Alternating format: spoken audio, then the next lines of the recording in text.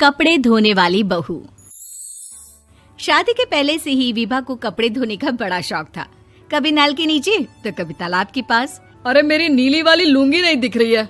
विभा की अम्मा, कहाँ रखी है लुंगी? अरे वो तो विभा ने परसों ही धोकर रखी थी आपकी अलमारी में, देखो वहीं होगी।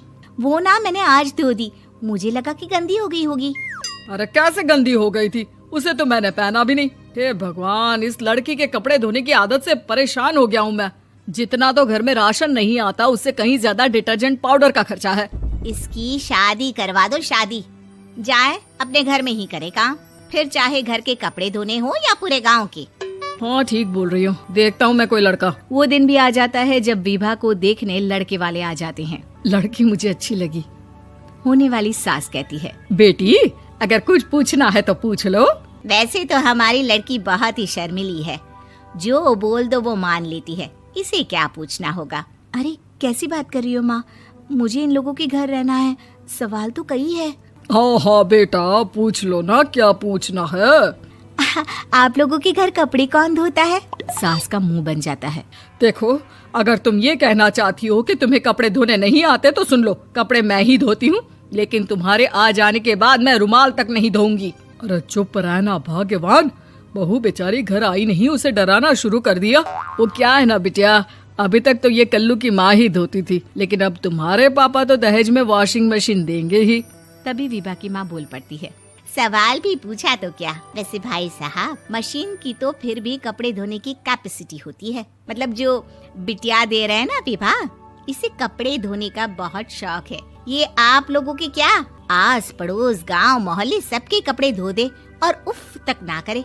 बाहर देखा नहीं आपने कितने कपड़े सूख रहे हैं? सब हमारी बिटिया ने ही तो धोए हैं। बस भी करो ना माँ, शर्म आ रही इतनी तारीफ सुनकर। और तो और एक दाग निकाल कर दिखाओ तो मान जाऊं। हाँ अच्छा, माफ करना बेटा, मैंने गलत समझा। हमें तो रिश्ता बहुत पसंद है। और ऐसे जुड़ जाता है रिश्ता कपड़े धोने का शौक रखने वाली विभा का। उसकी शादी हो जाती है कोयला फैक्ट्री में काम करने वाले कल्लू के साथ। शादी के बाद अचानक विभा चिल्लाती हुई सास के पास आती है। सासू माँ, अरे सासू माँ कहाँ है आप? ये तो धोखा है, धोखा दिया आप लोगों ने मुझे। इसे ससुर के चक्कर के बारे में पता चल गया। अरे तो उसमें तुझे क्यों धोखा मिला है? अरे नल में पानी नहीं आता, कपड़े कैसे कब धुलेंगे? अच्छा, तू पानी नहीं आ रहा उसकी बात कर रही है। तो आपने क्या सोचा? कुछ नहीं। अच्छा, तेरी माँ ने कहा था कि कपड़े धोने का शौक है तुझे, याद आया मुझे। शौक बोलकर कपड़े धोने वाले मेरे जुनून को कम ना आके सासू माँ, कपड़ा धोना मेरा गुरूर है। तभी पति भी वहाँ आ जाता है। अभी मैंने इसे सनी देओल की फिल्म दिखाई है, उसी के डायलॉग मार रही है माँ। अच्छा सुन, साफ साफ बता रही हूँ, पानी सुबह 4 से 6 और शाम को 10 से 12 आता है, समझी?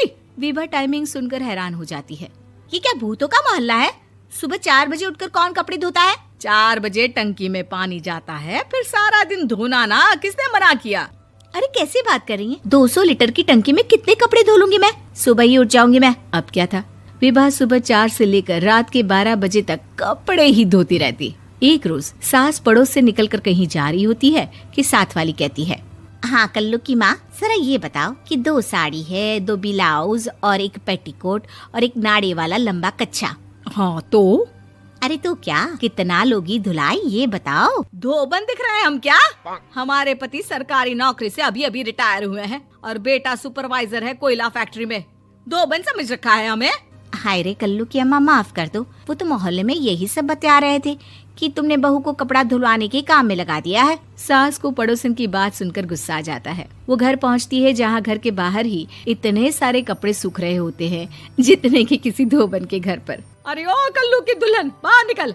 माँ जी यहीं आ जाओ, बाथरूम में चादर धो रहे हैं हम। अरे अभी हम धोते हैं, तुमको बाहर निकलो। ये आस पड़ोस वाले बोल रहे हैं कि हम बहू से कपड़े धुलवा कर उसे कपड़ा धोने वाली बना दिए हैं।